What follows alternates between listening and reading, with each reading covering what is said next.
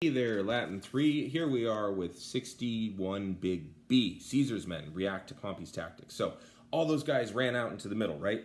And Pompey has more soldiers, knows that he can play the waiting game a little bit more, and Pompey is not a dummy. He's actually a really, really good general. Fun fact, Pompey's dad was called Pompey Strabo. Strabo means cross-eyed, which I've always loved the idea that there's a general that's sitting there going, no, you must go to the middle. That's the only thing that matters. But anyway, so here we go. Caesar's men react to Pompey's tactic. But when our soldiers, notice he's using our because he's telling all the Romans that Caesar's soldiers are our soldiers, and he's telling all the Romans, by the way, we won. After the signal had been given, they had run forward with their hostile spears, in other words, like ready to attack. And when they had noticed that Pompey's men were not attacking, because they were skilled through rigorous practice and trained by previous battles, they stopped their charge on their own, as in he didn't need to help. And they stood about halfway across the battlefield, so as not to approach them, Pompey's men, with their strength drained from them.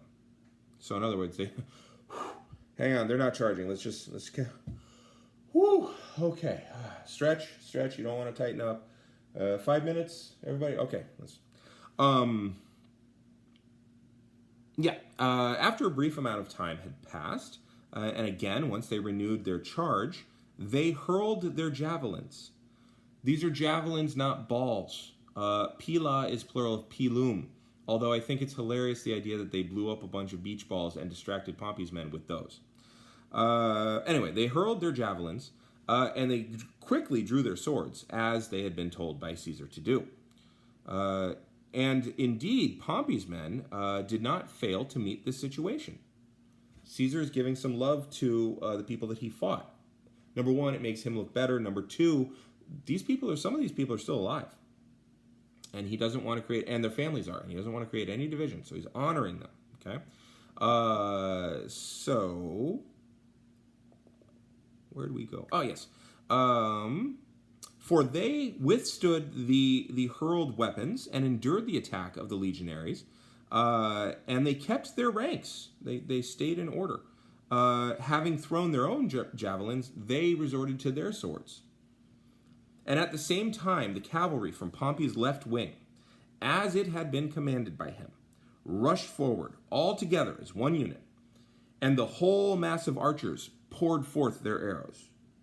Our cavalry did not withstand the attack, but pushed off of their position, they gradually retreated, and Pompey's horsemen began to press all the more fiercely to deploy themselves by squadrons, squad goals, and to surround our battle line on its exposed flank.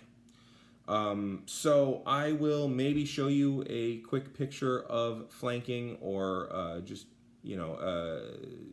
it exists in the book, but if we're in person by this point, it'll be a lot easier to understand. But essentially, if you're an army and you're fighting forward, all your shields are forward. If somebody comes and attacks you from the side, number one, there's fewer of you to be able to defend, and a lot of them are getting in each other's way.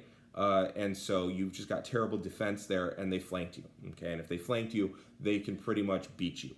So a lot of cavalry attacks are specifically to flank the enemy.